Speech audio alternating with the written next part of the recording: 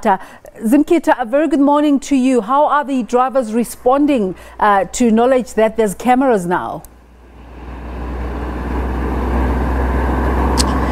A very good morning and a warm welcome to Mthatha in the Eastern Cape, Desiree. Well, a lot of people are not aware that there are these devices that have been put in place to make sure that motorists adhere to speed limits and drive in a responsible manner when they make their way into Mthatha. But we are told by law enforcement agencies that those who are aware do not understand how they operate, because these law enforcement devices that have been put in place average speed limit trackers, which then means, Desiree, they calculate your speed and when you should be at a certain distance. So if you yield when you are approaching the camera, but then once you have went past it, you continue exceeding the speed. Once you get to the next one, then you will be fined, because it means between these two cameras there is something that you have done that is against the law. So they are trying now to educate people, because they feel that Mthatha has been known as a hotspot of recklessness when we talk about motorists who come here. And this has made the Eastern Cape to have a lot of accidents coming from this rural part of the Eastern Cape. But they are saying now, since that these cameras have been installed, the road carnages have decreased, and we are seeing some people responding to law enforcement agencies who are telling them to follow the speed limits and traffic regulations. Let's just take us back, Zimkhita. What are the contributors to road carnages in that area? There are various factors that have led to people losing their lives on the Eastern Cape roads, and one of them is stray animals. People no longer take guard of their animals, and therefore we see animals. Just moments ago now, before we were live, we saw a head of cattle crossing the road and with no one monitoring them, and motorists had to hoot and wait for the cattle to finish crossing and then proceed with their driving. The other factor is people who are walking drunk, wearing dark clothes at night. We have been told here in the rural part of the Eastern Cape, a number of people who lose their lives are people who are walking on the road, who are not crossing on the places where they are supposed to cross. They are crossing in areas where cars are driving more than 100 kilometers per hour. And another factor is recklessness within motorists. Motorists do not follow the speed limits. They are overloaded. Their cars are unroadworthy. So these are some of the things that have contributed. But we have been told by KSD municipality that there's going to be a number of roadblocks in various areas to make sure that people no longer disregard the laws, but in fact they comply. They voluntarily comply without law enforcement officers forcing them to comply. Another embarrassing factor here in Mthatha, Desiree, is that people who are in town for shopping, when they don't find parking, they park anywhere. They just put the hazards on and leave their cars and go inside the shopping mall for about 2 hours. Their cars blocking people who are parking in demarcated parking areas, and also blocking motorists who are supposed to be driving on their lanes. So they are saying that now there are vehicles that are monitoring, driving up and down the streets of Mthatha to tow away those vehicles. And anyone who has been found with that offense will have to pay for the towing of the vehicle and the storage, because these cars are taken to a storage facility. And on top of those two payments, they will also pay for the offense that they have caused. So they are saying that they will leave no one who is going to be breaking the law in Mthatha, to make sure that all the people that will be moving to Mthatha, because Mthatha is the hub, is the economic hub of the Transkei, they want to make sure that everyone who comes here will be safe and no one will be losing their life when they are here to make their Christmas shopping. Thank you so much, Zimkhita. Just give us a sense of, as we go into Christmas, is there Christmas feeling all around your area? Well, I think the tough economic times are really hitting hard on people.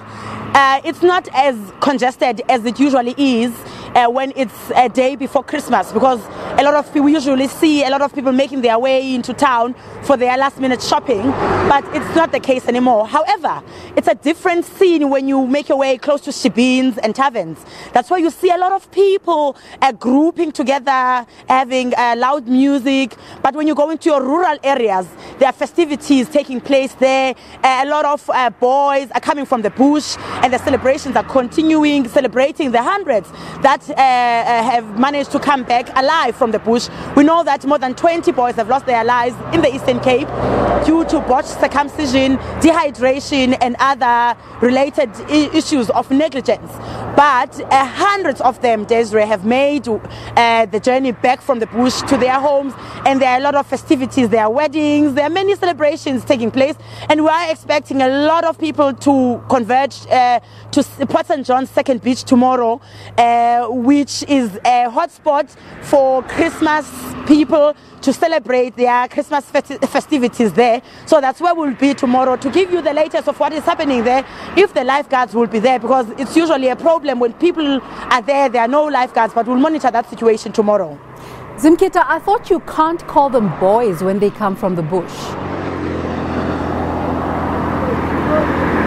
Well, it's a newly graduated men. We call them amakwala in isiXhosa. They are boys when they are at the initiation school, and once they make their way, they are still boys until a final ritual takes place. Then when they make their way home, they are now called amakwala, newly graduated men, and there are ululations when they make their way into the gates of their home for the very first time after spending weeks in the bush.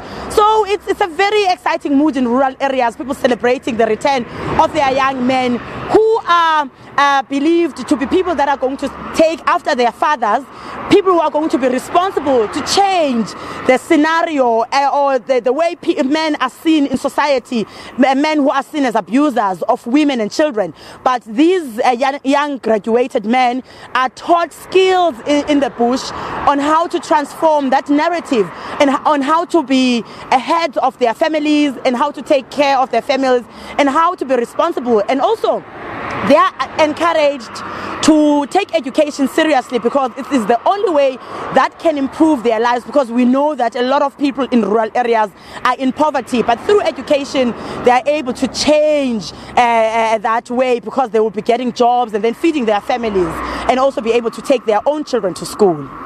Zimkhita, I know we're digressing here, but it's an important conversation that you and I are having right now. We saw over the weekend our very dear departed Vuyo Mbuli's son, his mother, Zimkhita Mqinana, having such an event for his son who was coming back from the bush. And there's a perception that this event, this process, is only for rural people, and it isn't really, is it?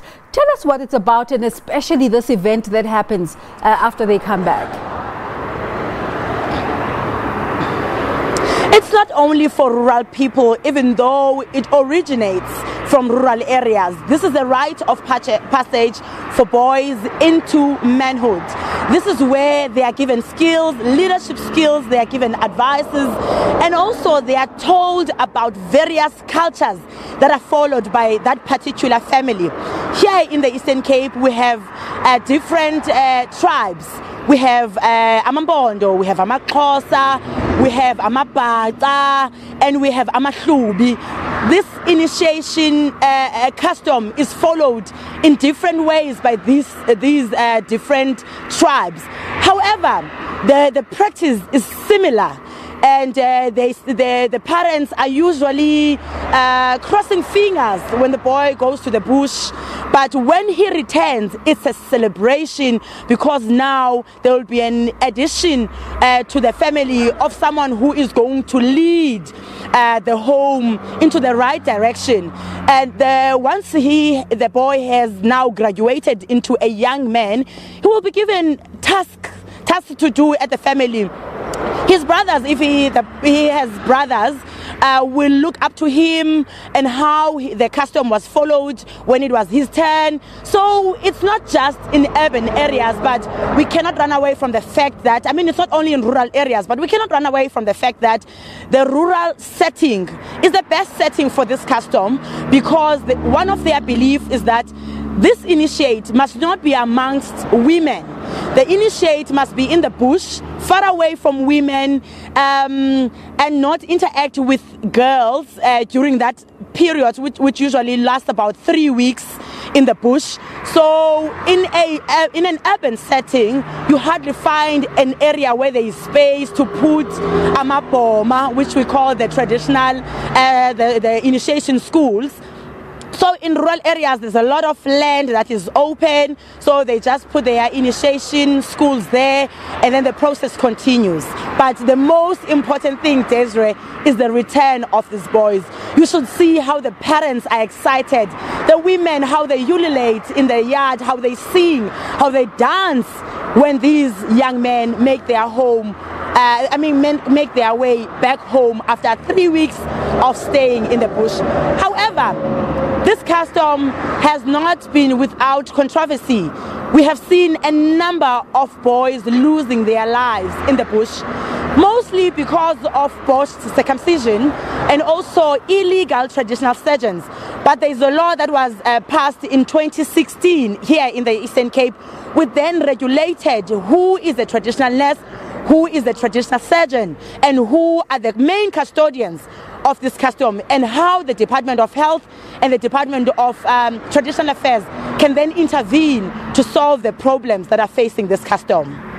Zimkhita, thank you so much for your thoughts and for your time talking about that important tradition that is linked to Christmas time, but we don't talk about a lot, the initiation season.